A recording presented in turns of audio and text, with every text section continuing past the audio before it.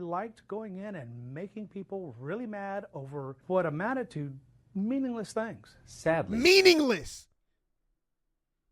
But when you get doxxed, it means something. When other people get doxxed, it's meaningless. Look at how they cop please and switch sides, man. Listen, the internet's terminally online creeps.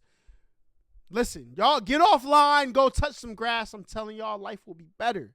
All right? And the internet will be a lot more entertaining if you go live real life than come view it, as opposed to living through the internet. Well, you ain't got to listen to me. Let's see what these people are on. Many of you watching are likely familiar with the phrase terminally Yes, online. we are.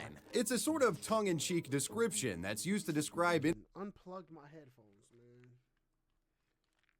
Holla. individuals with unhealthy addictions to internet forums, Discord, Reddit, and social media in general. Terminally online people spend every waking second of their day engaging in self-destructive, antisocial, and hedonistic online activities. But let's get one thing straight though. Online terminality, it operates in a spectrum. You've got your least serious cases, such as that one guy that's always parked in that Discord voice channel, to the more serious cases, where the internet addicted are engaging in potential criminal activity and ruining their lives and the lives of others. From a man killing his family over a cam girl obsession. What? Yo, nah. John Wicking your family for a girl that you donate to see a little bit more cleavage, you're done. To an internet creep jailed for stalking a RuneScape YouTuber, to an incel forum user busted for planning a sorority shooting, these are the Elliot Rogers. Y'all know who he is. Look him up. The simp lord himself. The simp. I'm not even going to put Jesus' name in there and disrespect that man like that. But he, for the simps, he's him. All right? The internet's most terminally online.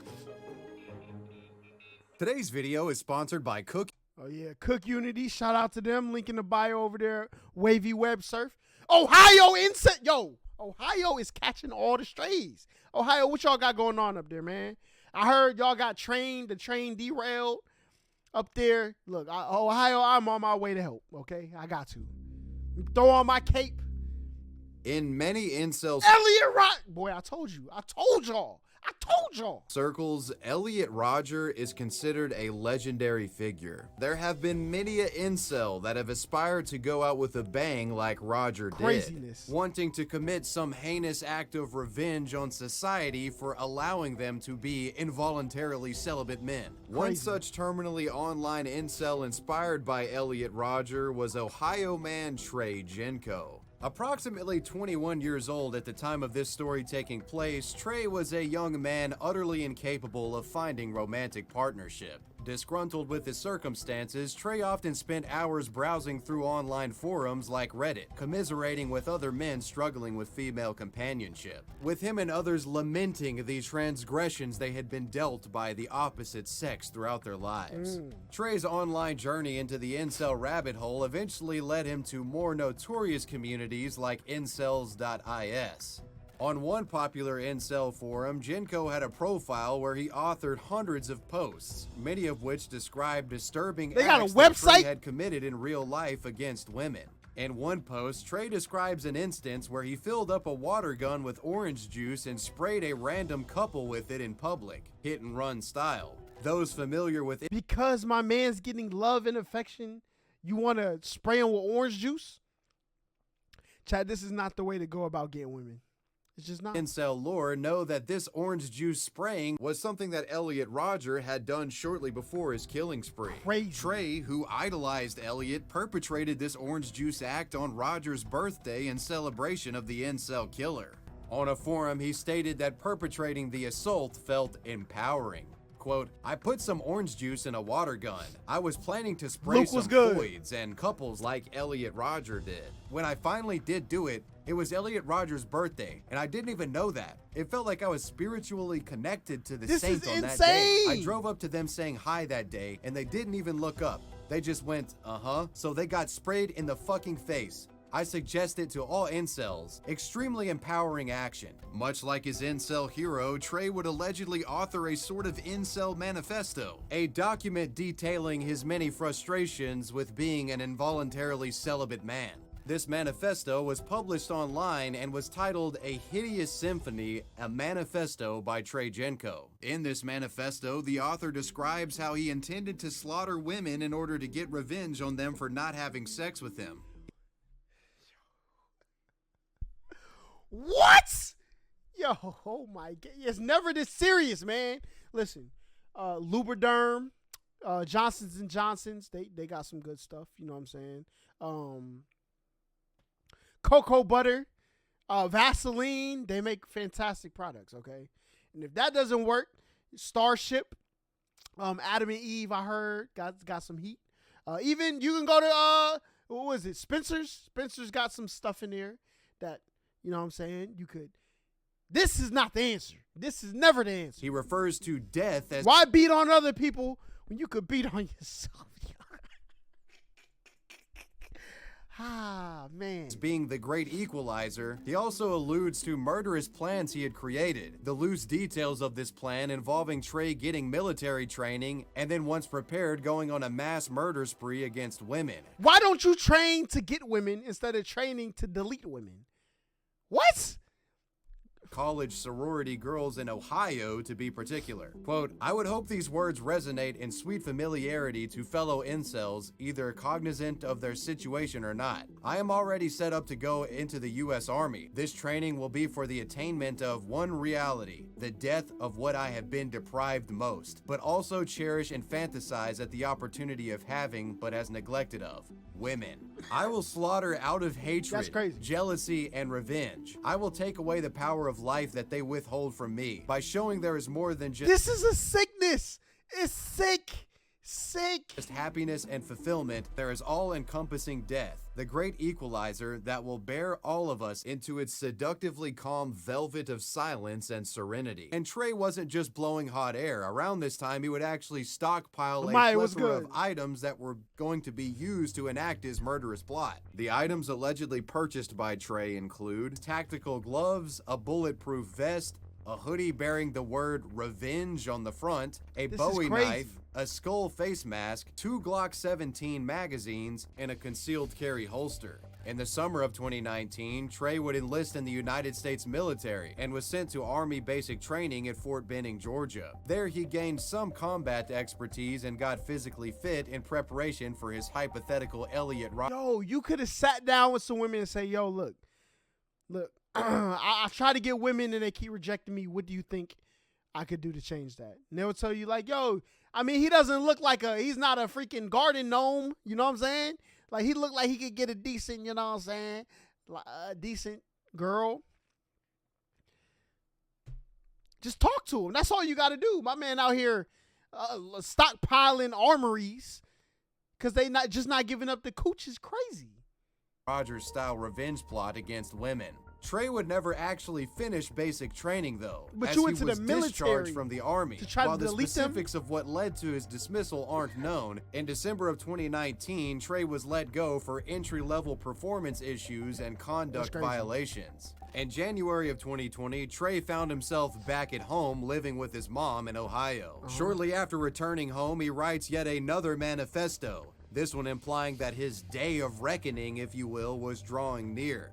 This manifesto was titled Isolated. If you're reading this, I've done something horrible. Somehow, you've come across the writings of the deluded and homicidal. Not an easy task, and for that I congratulate you for your curiosity and willingness to delve into such a dark topic. He signed the document, your hopeful friend and murderer.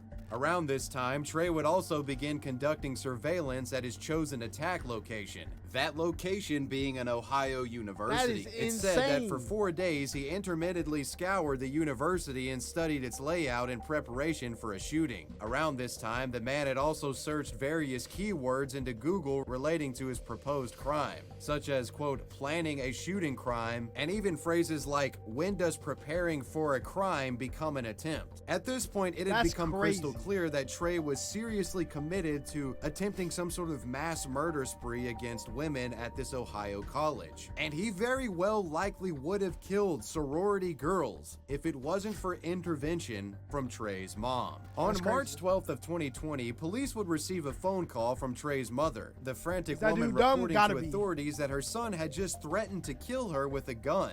Apparently, after calling police after being threatened, Trey would lock himself in his bedroom with the firearm and refuse to come out. Police would arrive to the residence and order Trey to come out with his hands up. While initially hesitant, the gravity of the situation would affect the Ohio incel, and he would eventually come out compliant with his hands up.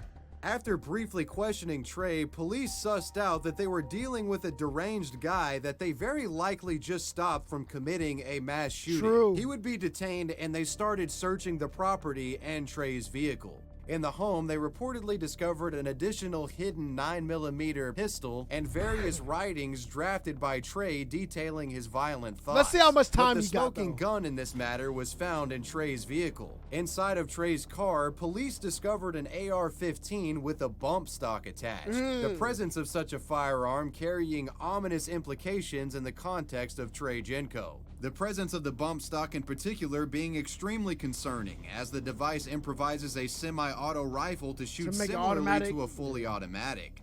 In the wake of these developments, the Ohio incel Trey Genco was arrested and charged with one attempt at committing a hate crime. A hate crime charge such as this is punishable by up to life in prison. Trey was also charged. Oh, that's a little hefty right there. Life in prison? Charged with possession of a machine gun, which is punishable by for planning a hate crime is life in prison. Up to 10 years, the charge stemming from the presence of a bump stock. In October of 2022, Trey would plead guilty to plotting an act of gender-based hate stemming from his incel ideology. The man has yet to be sentenced and hypothetically could face up to life in prison for his crime. However, in my opinion, it's unlikely that Trey will face serious prison time due to his crime. Many have made the argument that Trey didn't fully realize the seriousness of his actions and words around this time, and the man would likely be a good candidate. He had guns. He wrote manifestos, and he scouted the premises. What do you mean? He doesn't think he's serious. For rehabilitation if only he received psychiatric help and therapy. Whatever the case, we're lucky that Trey was caught. Bro, put him in jail. You know what I'm saying? Get this man some cooch, and he gonna be alright, man. He gonna be alright. When he was, as it's very likely if things went differently and his mom didn't step in, we could have been dealing with a serious tragedy. But that, my friends, was the story of Trey Genco, the Ohio incel. The RuneScape stalker. I think I heard of him. In recent years, we've seen a rise in high-profile cyber stalking cases, with many popular female streamers and YouTubers in particular becoming the target of terminally online freaks with dangerous obsessions. But it's not just content creators with big follower counts that find themselves being stalked by freaks. Our next story showcases a bizarre and disturbing example of a deranged man who serially harassed and stalked a small female RuneScape YouTuber. His unwanted advances eventually leading to jail time. Approximately 22 years old at the time of this story unfolding, Estonian man Keo Nay was an avid RuneScape player, fully immersing himself into the world of Gielinor and its online player community. And it's through RuneScape that he would come into contact with the victim of this story. That victim being a young female content creator from the United Kingdom, whose identity will be protected in this story for privacy concerns. This woman was said to have operated a small YouTube channel broadcasting herself playing RuneScape and providing commentary. While it isn't exactly known how Keo found this woman's YouTube channel, what we do know is that after discovering the woman, he became obsessed with her and her content. What begins as uncomfortable frequent commenting eventually evolves into Keo directly sending the girl disturbing emails. These creepy emails show Keo making various romantic advances towards the young woman.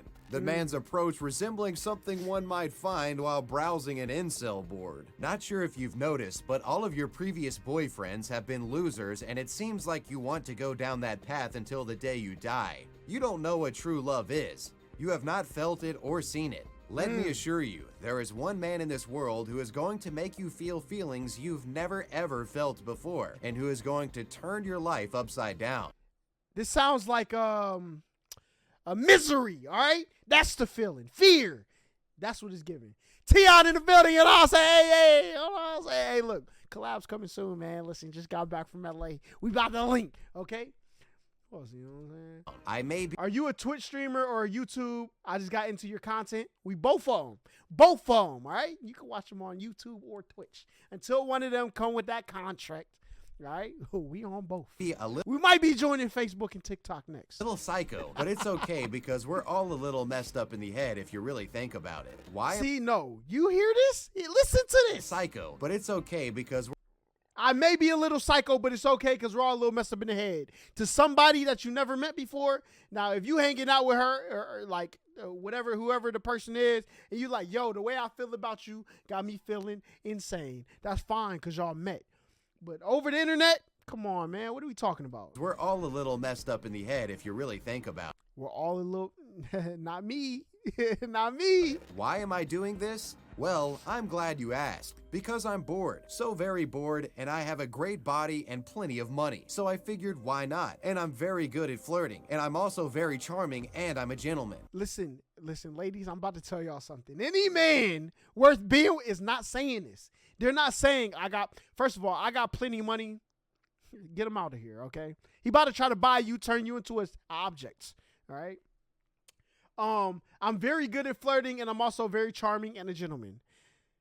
I've never called myself any of this as an opener, all right? Now, once I get the compliments, I'm like, come on, you know me, baby. You know what I'm saying? But, no. The woman would do her best to ignore these creepy advances. And after Keo finds himself being, rejected and ignored, he starts getting aggressive over time. I know who your real life friends are, and don't even ask me what I'm going to do because it's all just thoughts and plans right now. And even if I had it all figured out, I would not tell. Maybe there's a third option called I will ruin your already pathetic life. Now, that was not a threat. It was just me telling you what will happen. Now, hypothetically, in the future, I have a daughter and she gets a message like that. Listen, I don't know if y'all ever seen Taken, but I have a special set of skills. This man is going back to the lobby one way or another. Facts. One email from the man said Holla, that he couldn't Mr. Ballin walk video. away We'll do Mr. and Ballin would tomorrow. keep trying and fighting until she said yes to him. That's crazy. I just can't stop thinking about you. As time passed, his threats of life ruination would eventually evolve into threats of physical harm, violence, murder, and I will do it, and I will do it my way. I will locate your house, wait till 4 to 5 a.m., and then I will sneak in, and then I will more than likely take you to my rented or bought place. Then I guess I'll just wait a little. You wake up, and now the best part. We will talk a little, and then I will make you SM, and then I will shave you bald. What is SM? Suck me? Is that what SM means? What else could it mean? And strip you naked. I will rape you. Whoa! And make you pregnant, and then I will tie you up and will torture you for hours, which will basically be me using my whip and other tools I brought with me to make you suffer and hopefully feel what I have felt all of these years. Yo, please. Go outside, touch some grass, all right, get you a therapist, go actually talk to some women in person, get you some cooch, and you gonna be all right. Oh, you gonna be okay. You never have to do this. You never have to do this. This is insane. I won't stop Luke hitting you before your body is all bright red. And then I guess I'll just end it all and stab you in the chest with a kitchen knife and watch you slowly die. And then after your last breath, I will take that same knife and stab myself. Yeah, you pathetic little girl, you're not worth it. And yes, I will get away with this murder, and no one is going to miss you, not even your parents. Well, you're going to stab yourself. So if y'all both back to the... I never understood that. If you want to go back to the lobby, do not take me with you, okay?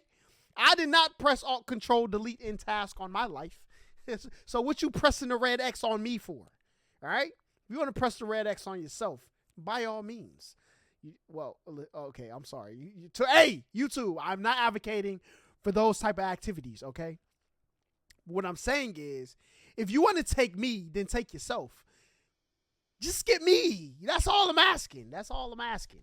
And close friends. One less whore in this world, to be honest. Everyone should be thanking me. In light of all these heinous communications, the YouTube content creator would eventually block Hyunnae off of practically every social media that she could think of. But this wouldn't stop the deranged lunatic in his obsessive quest to be with the girl, as Kyo managed to unearth the woman's home address and began sending an onslaught of unwanted snail mail packages and letters. In April of 2017, it's been reported that Kyo sent the woman photos of himself posing with flowers and holding a bottle of alcohol. An accompanying letter reportedly had writing from Kyo on it saying that he was drunk and missed the girl, adding that the girl was being toxic for blocking and banning him from social media. This egregious stalking behavior would no longer be tolerated by the RuneScape content creator, and she would notify the police over Kyo's communications. This resulted in Kyo being visited and questioned by Estonian police, the country that the man resided in. However, Kyo apparently managed to avoid being arrested after persuading law enforcement that his communications were nothing more than an elaborate trolling bit or joke. He said, I'm going to stab you, then I'm going to stab myself. I'm going to find you. I'm a R-word you. You're going to SM me. Still don't even know what that means. I'm going to use chains and whips and... No. What? Trolling? Shut your mouth. In all reality though, Kyo's obsession was far more serious, and we'll soon find that the man was willing to go to disturbingly extreme lengths to get close to his obsession.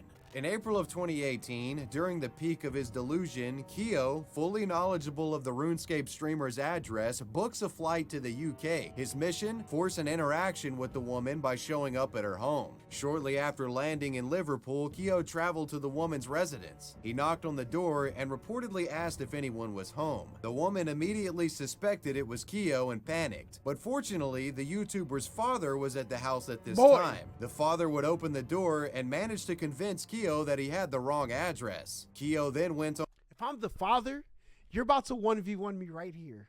It's life or death, big fella. Let's get busy.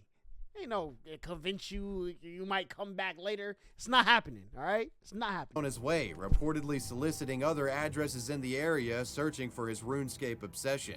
Meanwhile, the girl's father notified local police about the situation and the man's stalking behavior. Kyo would return to the area the following day and was eventually spotted by police who had been given his description. Cops attempted to peacefully confront the stalker, but Kyo would take off running. They chased after him and eventually caught up with Kyo. The man was hiding in the back of a vehicle that was oddly enough being driven by Kyo's father. Kyo was immediately detained, and when police performed a search helping of him? the vehicle, they would make an unsettling hand on sight if I'm the father that highlighted the potential danger posed by this deranged stalker.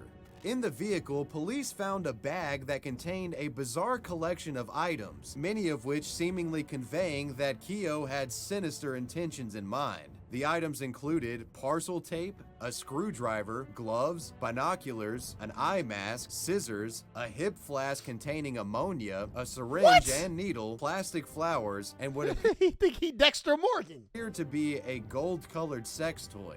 Upon the discovery of these items, he was immediately arrested and charged with stalking. During his interrogation, Kyo would admit to the various disturbing communications sent to the young woman, and he also admitted that he had taken photos of the girl's home. As far as the items go, Kyo said that the mask was for his flight, but reportedly had no explanation for the screwdriver, tape, and scissors. It's said that Kyo later claimed that the phallic golden object found in the bag was simply a face massager and not a sex toy. Boys, Police, shut your however, mouth. insisted it was Shut a dildo. your mouth. According to reports, Kyo's parents said that the man used the syringe to treat an infection that he had, and that the ammonia was used to bring Kyo out of epileptic fits. Stop and it. to explain why the father was in the area with a vehicle. It's been reported that Keogh's dad was an international furniture salesman and just so happened to be in the area on business. The father was initially detained under suspicion of aiding Keogh in the stalking of the woman, but he was later released after authorities determined that the dad had no idea that his son was stalking this person. Bruh, it's hard if to I got say put in exactly jail because what my the son fuck was doing going that, on with this I'm gonna deal with it sinister myself. kid. All right? While some of the items were given rational explanations, other items such as the screwdriver were not.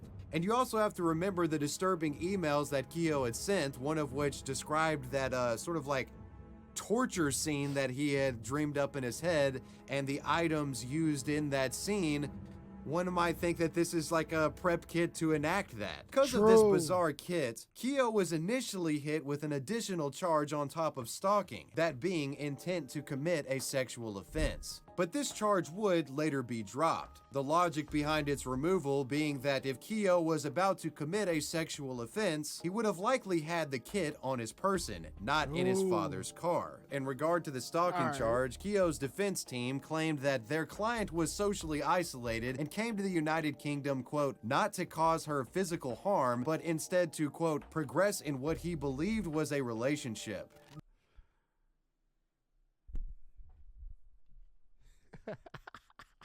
They basically said he had no ill intentions. He just wanted to go and talk to the girl and convince her that he was actually a nice guy and that he was sorry for saying all that crazy shit. However, this defense fails to speak on the emotional distress and trauma Keogh's actions caused his victim. The judge presiding over the case had this to say: cyberstalking is a plague to the 21st century. The victim was left unable to sleep, and her trust shattered. In light of his stalking crime, the judge ultimately ruled to sentence Keogh to 21 months in jail and issued an indefinite restraining order to protect his victim from any future unwanted advances. In a story showcasing the ever-growing problem of online stalking, that was the story of the RuneScape stalker. What? Violent trust? The internet has seen thousands upon thousands of trolls. His defense team was trying to get deep into the bag for this man. Boy, he better be giving them the bag. If I'm the father, listen, y'all could do what y'all want, all right? Legal team. Because as soon as that man hit the streets, he's hitting the sheets. And I'm not talking about the ones you sleep in, okay? We're not going to specify which sheets I'm talking about. But, YouTube terms and policies.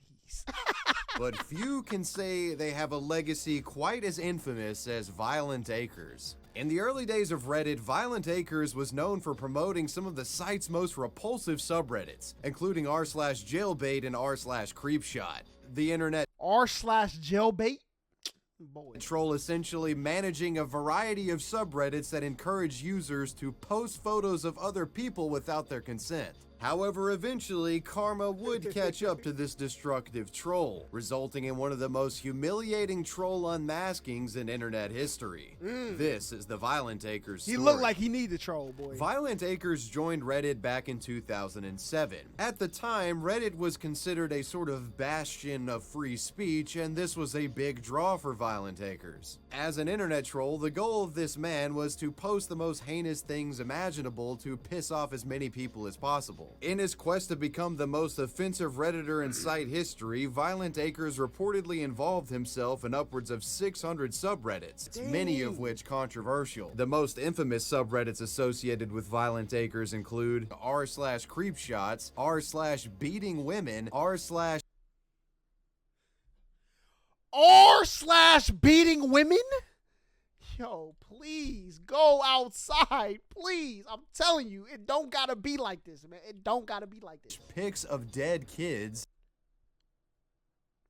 r/pics of dead babies, r/misogyny, r/Jew America, r/Hitler, and the most famous being r/jailbait. Reddit, I know advocates of free speech, you know what I'm saying? Y'all let a lot of things onto that platform. But these Reddit titles are insane, all right? Boy. a subreddit where individuals would upload photos of underage women. Users here would fish around the internet for scantily clothed teenage girls and post their images to the board. Naturally, most Redditors were completely disgusted at the existence of this subreddit, but at the time, banning subreddits was not a thing. And the more people that complained— Oh, so they fixed this. This doesn't exist anymore? All right, that makes sense. about jailbait, the more it emboldened Violent Acres trolling. Violent Acres was so autistically committed to his disgusting subreddits that he would make sure the rules were followed to a T. For example, on r/jailbait, he would require any post featuring women over the age of 18 to be removed. The man also not allowing any women with tattoos to be posted to the board. He only wanted minors on this subreddit. A post at the time from Violent Acres reads, "What is trolling about that? This isn't trolling. Bro, trolling is tongue-in-cheek action, all right? Like, no, I'm just kidding. I'm not for real. I'm just kidding. This isn't kidding. This is real. What are we talking about?"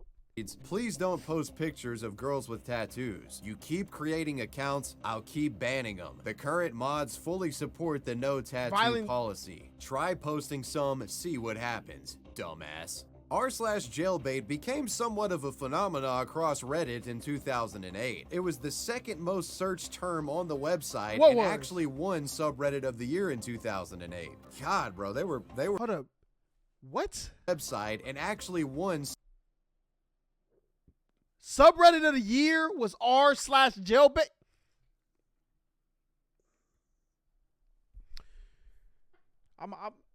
I'm deactivating all my social medias. All right, y'all gonna have to come find me.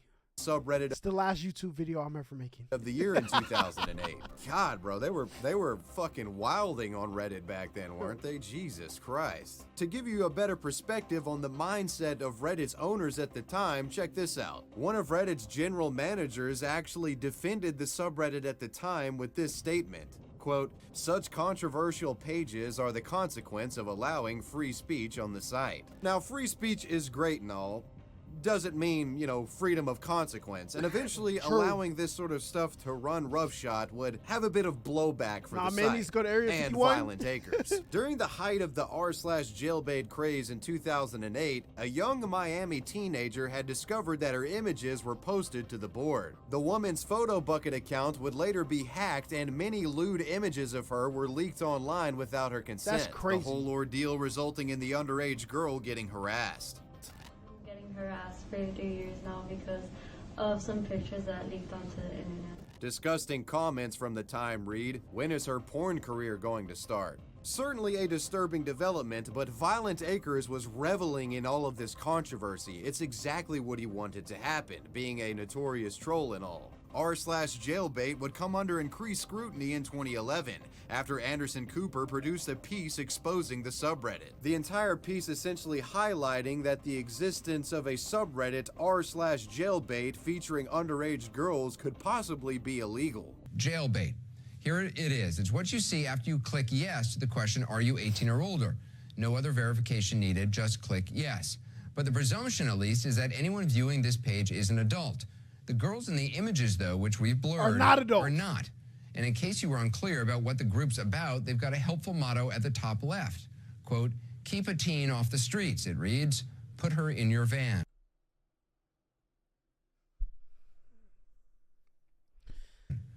Over on the right, there's a blurb reading, "Welcome to the Ephebophile subreddit. No nudity. Click here for more jailbait." Just below the more jailbait Ephebophile? What is that? link is a list of moderators. Violent Acres, not sure how to pronounce that. Also, I Am an Anonymous Coward, Darkman X, and Religion of Peace.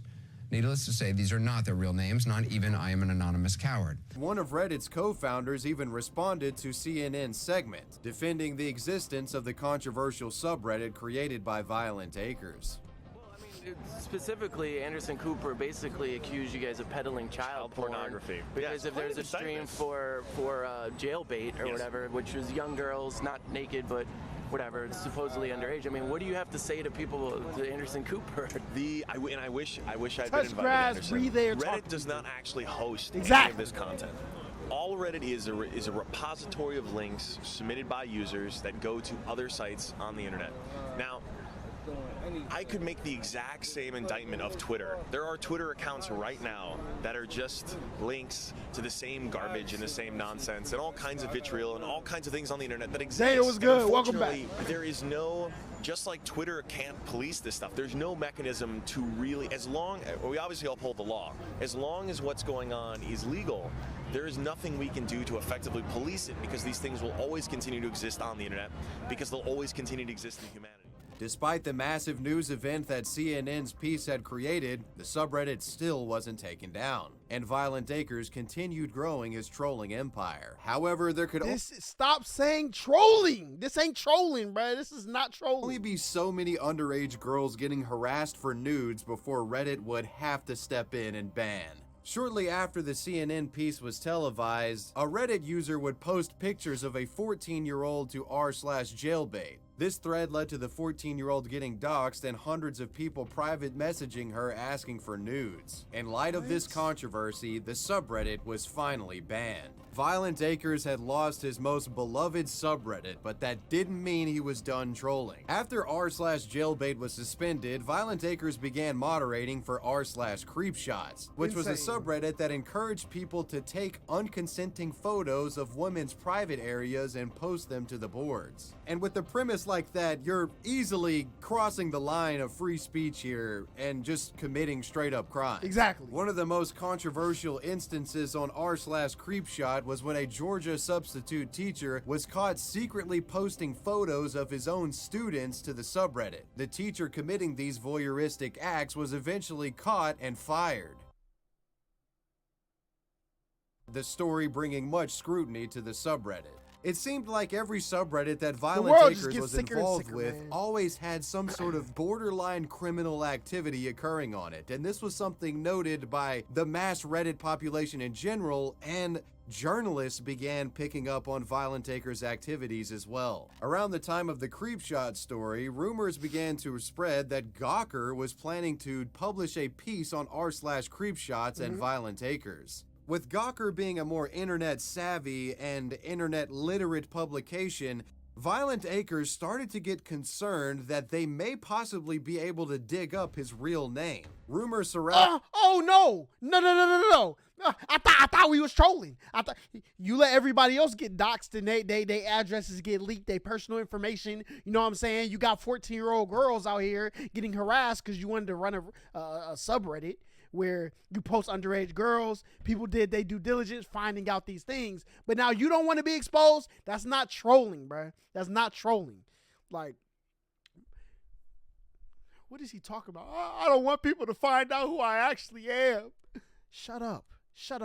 This Gawker article turned out to be true, with writer Adrian Chin being on the case digging into the background of the famous moderator Violent Acres. Leaked private messages from the time show just how worried Violent Acres was about his real name getting leaked. When you added me to Creepshots, Adrian Chin of Gawker decided to hunt me down because he hates me. Jailbait and Creepshots, he has my real name and is going to out me on Gawker. What's wrong with that?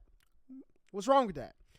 You incentivized everybody else to put everybody else's information out there. Now it's time to put your information out there. You cop him, please. Other leaked correspondences show Adrian Chin directly reaching out to Violent Acres, asking him if he wanted to be a part of the hit piece he was in the process of creating. Well, I'd love to hear from you. All I can say is that I'll report accurately what you say. I'm interested in doing a profile of you as one of the most influential users on Reddit and the site's chief troll. It seems like you have a lot of thoughts on the current state of Reddit as well, and I'd like to hear about that too. Still no interest? Violent Acres says, no, I don't think so. You have a habit of twisting things to fit your narrative. With Violent Acres now convinced that Adrian Chin knew his real government name and the fact that the Gawker hit piece was on his way, he would eventually decide to just delete all of his social media. Oh, no, big fella. Come back over here, all right? We just need to talk, all right? We just need to have a conversation. Where you going? What you hiding from? See, I guess that is the definition of true trolls. People who want to hide under the bridge, you know what I'm saying? Pop out, scare people, but never want to be seen. Well, come to the light, All right, you're going to have to pop out in the daytime one time. Including his infamous Reddit account. During his absence, the man's followers would become vocal on Reddit, claiming their troll leader was being unfairly hunted simply for expressing free speech. I'm about to, listen. I would be giving out minkazoids if I was here, bro. Because I would be asking them, why was y'all hunting down other people, though? Y'all put up pictures, and they were hunted down, and they weren't even participating. Y'all were hacking people's stuff, and they were being hunted down. But he's willingly creating this platform for people to hunt other people. Why is it unfair to become the hunted in the world that you created? You did this. Come on, man. And accusing Adrian Chin of being a vicious doxer. One follower is quoted as saying, "No matter how you feel about Violent Acres, he still doesn't deserve to have his life ruined because someone is trying to make money at the expense of him and his family's livelihood." Hold up. But somebody doesn't decide to have their life ruined because you wanna the people who have the fetish for younger people. Nobody wants that either, but you did it. Huh? Come on, man. Shut up.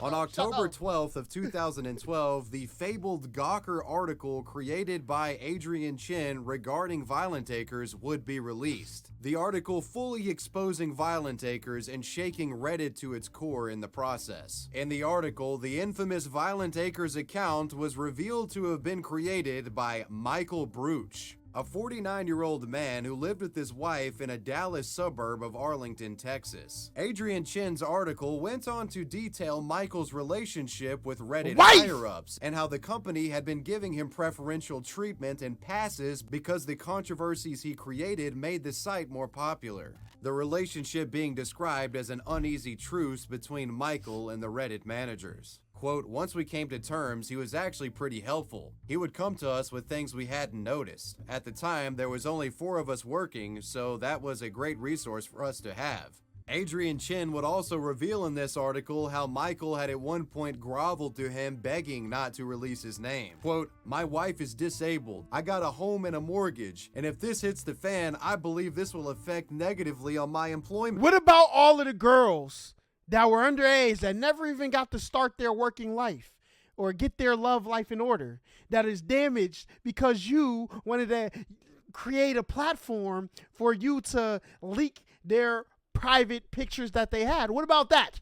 Michael, is that his name? Michael? Man. Violent Acres. Huh? I do my job. Go home, watch TV, and go on the internet. I just like riling people up in my spare time. And if you like to rile people up, you have to deal with the consequences of people being riled up. You can't start a fire and then just move back and not expect the fire to spread to the point where you get burnt. You started the fire. Come on, man. What are we talking about? Michael worked as a programmer for First Cash, a Texas financial services company. About a week after Adrian Chin's revealing Gawker article about Michael Bruch, aka Violent Acres, CNN decided to do a follow-up as well now that they knew the man's name. Michael would agree to do an interview with the news organization and would reveal to CNN that he had actually been fired after the Gawker article was published. Last week, the website Gawker revealed who he actually is. His name is Michael Bruch. This is what he looks like. That is who he is. He's a 49-year-old software programmer who lives in Texas.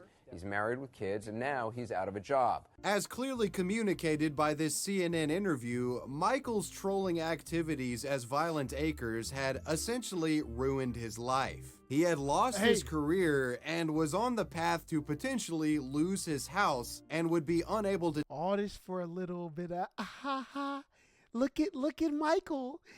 He got a popping subreddit. He's doing things against the system. All of that, all right? For nothing. That's what you get. Take care of his disabled wife. Sadly for me, I enjoyed doing that. I liked going in and making people really mad over what amounted to meaningless things. Sadly. Meaningless. But when you get doxxed, it means something. When other people get doxxed, it's meaningless.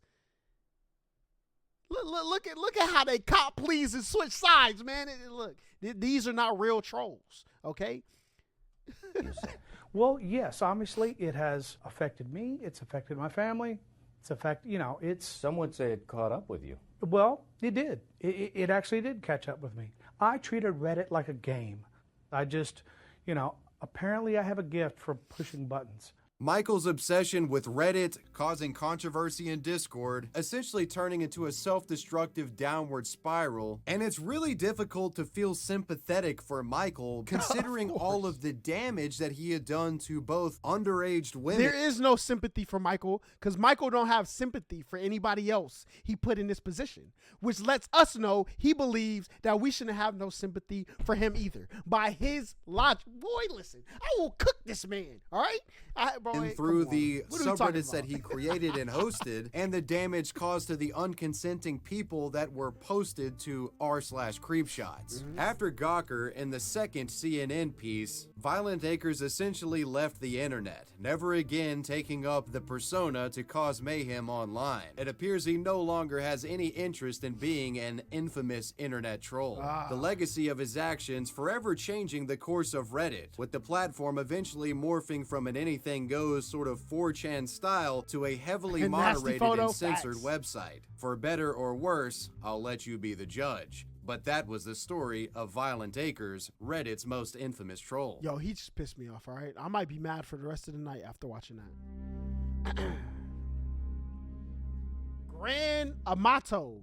The story of Grant Amato involves a man becoming obsessed with an online cam girl halfway around the world. The man's deranged fixation with this woman not only ruining his life, but costing the lives of his immediate family. This is the Grant Amato story. There was a point in Grant Amato's life where he could be described as a well-adjusted and even successful young man. Born in 1989 in Chuliota, Florida, to parents Chad and Margaret Amato, Grant had a relatively normal upbringing. Very much an active and family-oriented kid, Grant was closest to his brother Cody. Both attended Timber Creek High School and were on the school's weightlifting team.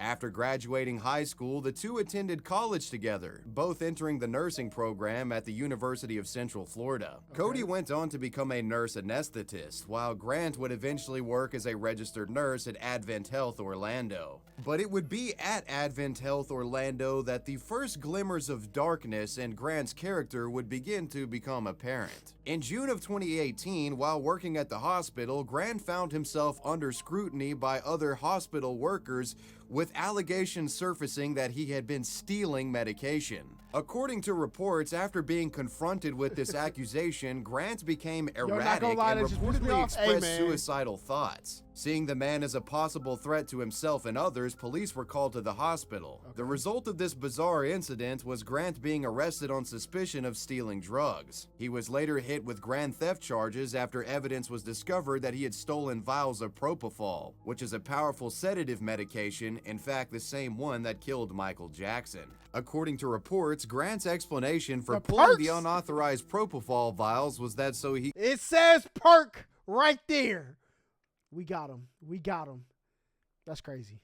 could give it to patients that he thought weren't being adequately sedated by the doctors. Despite the disturbing implications of this explanation, Grant's charges were dropped. While Grant didn't face legal repercussions from this propofol event, the legacy of the bizarre scenario would follow him, making finding a new nursing job all but impossible. Yeah. Unable to find work, Grant, now in his mid-20s, found himself living at his parents' house unemployed. Not an optimal situation. At all. And with no job to go to and a considerable amount of free time on his hands, Grant finds himself becoming immersed in the online world, more specifically, the world of online streaming. Grant became fascinated with the idea of streaming and found the concept of making money from the seat of a computer chair a compelling prospect. Okay. Seeing streaming as a potential way out of his dire financial circumstances, Grant attempted to build his own Twitch channel, where he would live stream himself playing video games. Though this streaming venture appears to have been a failed endeavor, with the man getting virtually zero viewership and never getting more than 30 followers on the account. But in all honesty, Grant's failed streaming career is nothing more than a footnote in the context of this story. Okay. What's more important is a website that Grant discovered while immersing himself into the world of live streaming. What is that? That being a pornographic cam girl website known as myfreecams.com.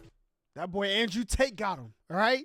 He got him. I don't know if that's where Andrew Tate was, but man. This was Grant's favorite place on the internet to go to when he wanted to let off some steam, if you know what I'm saying. Now, for those unaware, these cam girl sites are a little bit more involved than your traditional porn website. The whole premise of these things exist off of like parasocial relationships, with viewers coming in, basically donating to a cam girl to perform for them. And, you know, you can also get messages sent back and forth. I heard this from a friend. Hey! Wavy, you're done. You've been caught. You've been exposed, all right? Personal experience or anything. No, seriously. But yeah, it's like built off of a parasocial relationship similar to like OnlyFans, how that would work. Very transactional. You From pay a me, friend. I do this. Yeah. Campsite performers get paid with tokens, which is a sort of on-site currency that is bought with real money. Performers usually have an hourly token rate and will perform special requests for viewers if additional tokens are donated. And Grant Amato was a frequent token buyer and special requester. Eventually, throughout his campsite excursions, Grant would come into contact with a woman that he found completely irresistible, a Bulgarian cam model by the name of Sylvie. Sylvie has been described by one journalist as gorgeous with dark hair, a beautiful figure, and an exotic Eastern European dialect. Grant would become obsessed with this woman and frequently watched her cam shows late into the evenings, a practice that would become quite the expensive endeavor, with Grant pilfering his family's credit cards to purchase upwards of 21,000 tokens a night, simply to... Okay. How much did they say these tokens were worth? Okay. Where we at now? 39.26? All right. 21,000 tokens. OnlyFans, how that site performers get paid with tokens, which is a sort of on-site. Okay. 80 tokens? No. Oh, models earning. Okay. 2,000 tokens. How much are the tokens though, bruh? 21,000 tokens a night. If 80 tokens is giving the models 4 minutes, $4 per minute. That boy was off a bag. There's no way. This woman and frequently watched her cam shows late into the evenings, a practice that would become quite the expensive endeavor, with Grant pilfering his family's credit cards to purchase upwards of how much money that 21,000 was. tokens a night, simply to watch Sylvie's streams. That amount of tokens converts to about $2,500. And we're talking about a guy that... Listen, I'm telling y'all, anybody who doesn't have hope out there of getting women and wants to get on cam girl sites and y'all want to get all these other ways to get to the woman, I'm about to give y'all the key.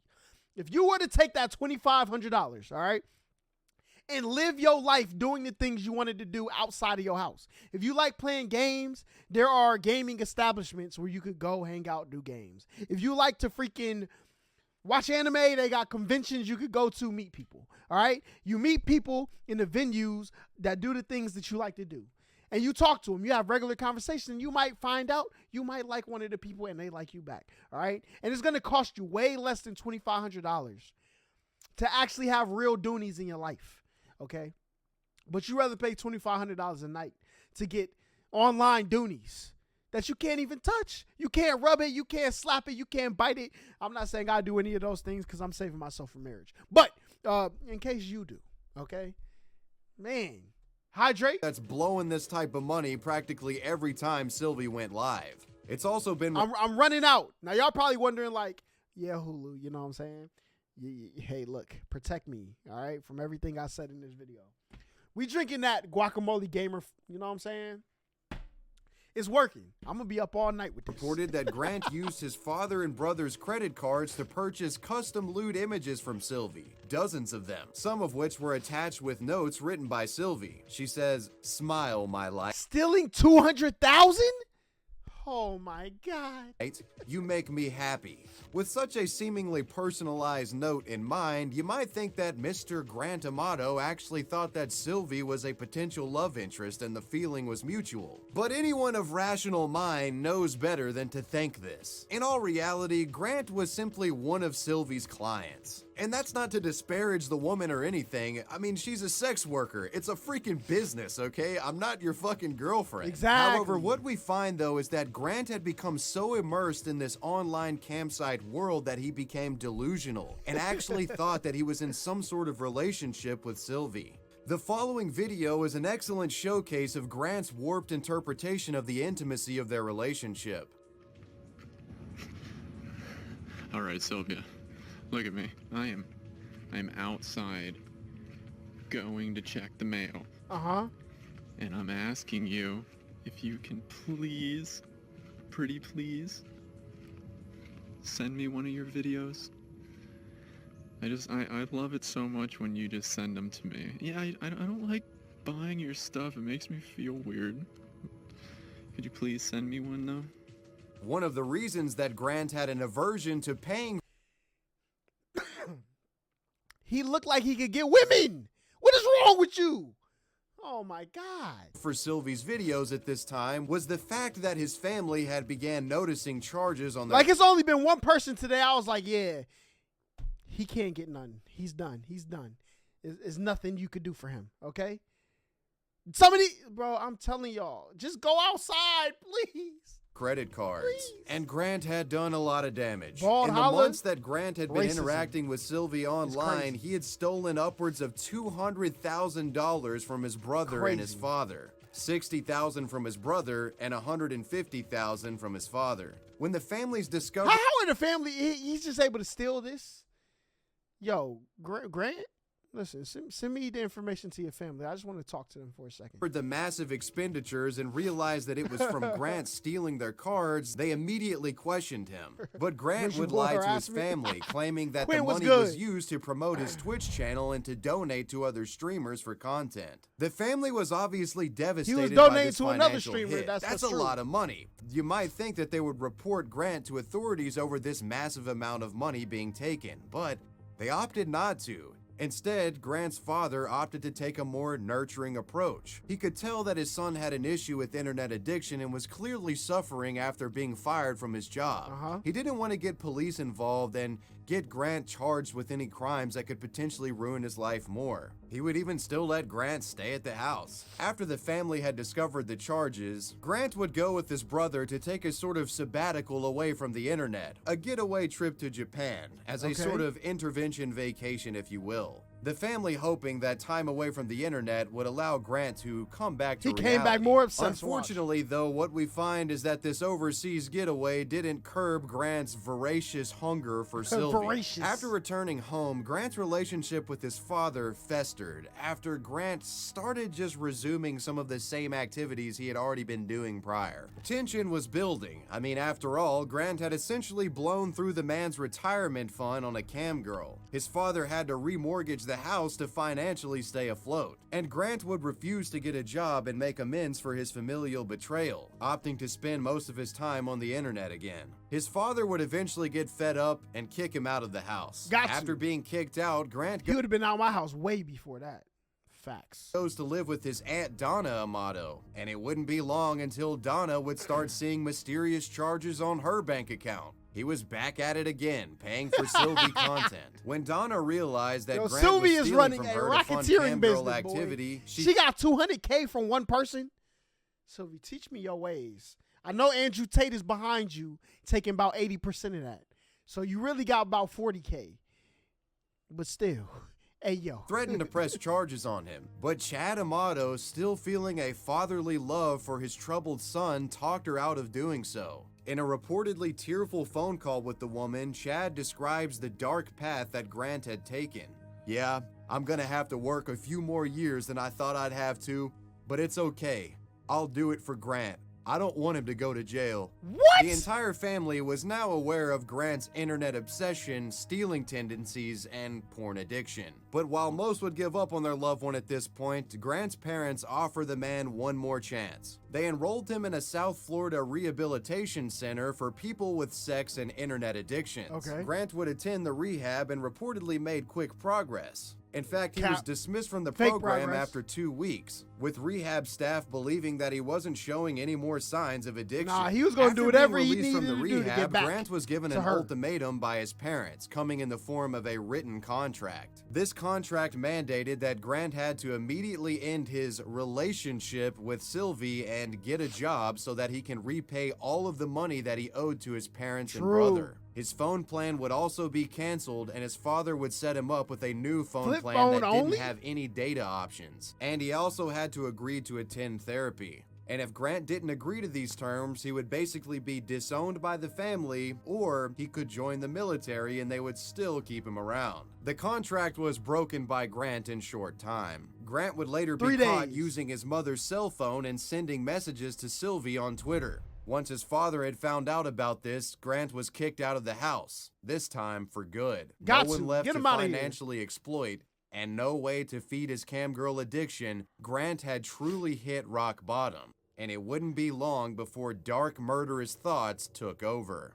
On January 24th, 2019, Grant was at his family's home under the premise of collecting some of his belongings. At approximately 4 p.m., while his mother Margaret was working on her computer, Grant walked up behind her, produced a handgun, and shot her in the back of the head, killing her. Grant then went approximately 4 was at his family's home under the premise of collecting some of his belongings. At approximately 4 p.m., while his mother Margaret was working on her computer, Grant walked up behind her, produced a handgun, and shot her in the back of the head. E-Rich, thank you for the sub, all right?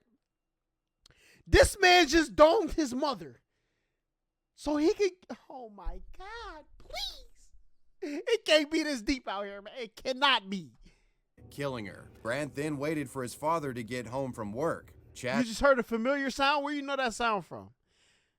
You at home wondering like, yo, did I just hear that? Where you heard that sound from? Because me personally, it was a random sound somebody sent to me. I don't even know where it came from, to be honest. But you obviously know, so you let me know where you heard it from.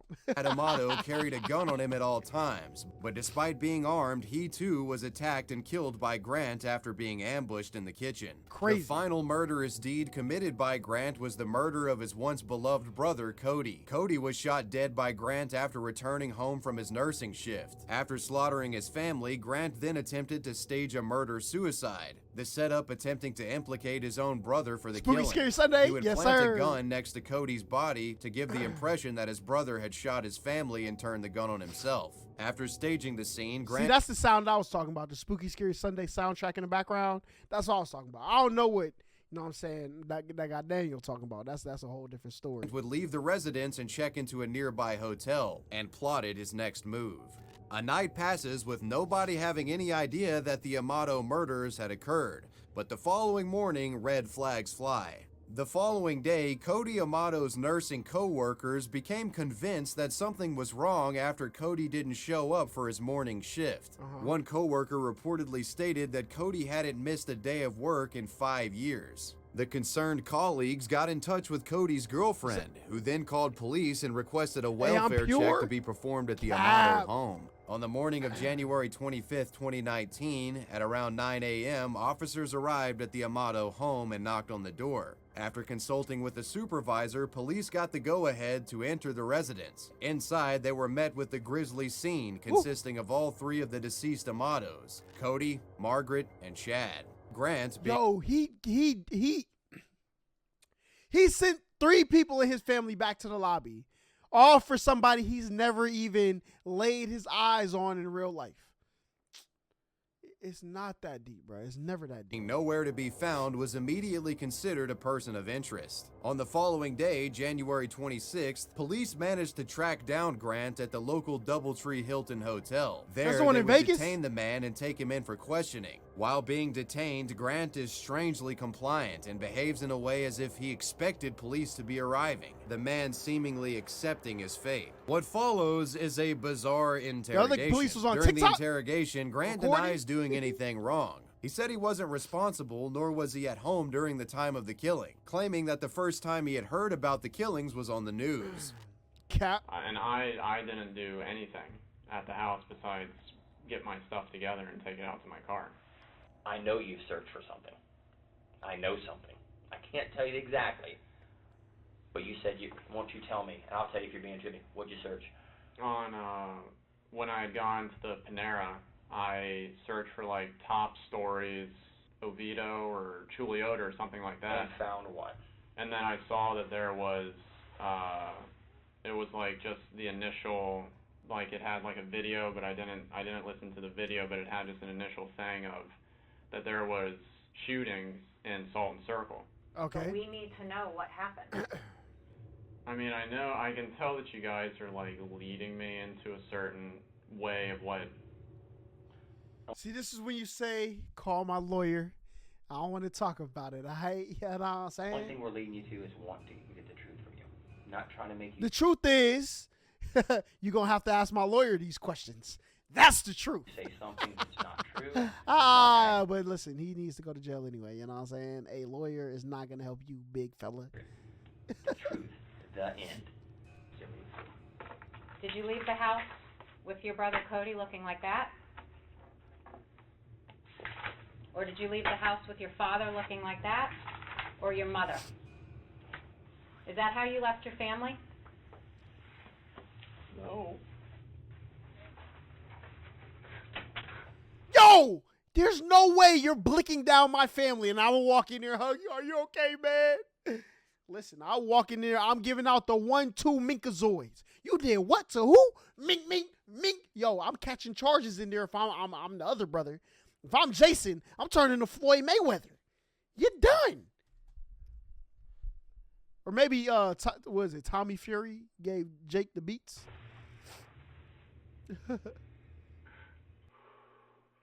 Despite his denials, Grant was considered the prime suspect and was charged with murder. Grant would later admit that he was at home during the time of the killing, but framed the entire circumstance as a sort of self-defense situation. What? On January 28th, Grant would be charged with 3 counts of premeditated first-degree murder and was held on a $750,000 bail. The defense suggested Grant wasn't in sound mind when he committed the killings, arguing that he was so deranged and delusional from his online addiction that he wasn't in control of his actions. Grant fell in love with a woman named Sylvie. Not only did he fall in love with her, he became obsessed with her, to the point where that was all that mattered to him. He had lost his job, he was depressed, he was having a contentious relationship with his father and his brother. He finds Sylvie and becomes consumed with her. In July of 2019, Grant Amato was found guilty, and on August 12th, he was sentenced to life in prison without a chance of parole. Many of you might be wondering if Sylvie got wrapped up in this case in any way, and the answer to that is no. In fact, investigators and attorneys never even opted to interview the woman. All right, that's kind of. Oh, Andrew paid her off, paid off the authorities. You know, because that's what he said he'd do. You know what I'm saying? He's like, hey, yo, leave my girl out of this. Hold this money. Charge him. Lock him up.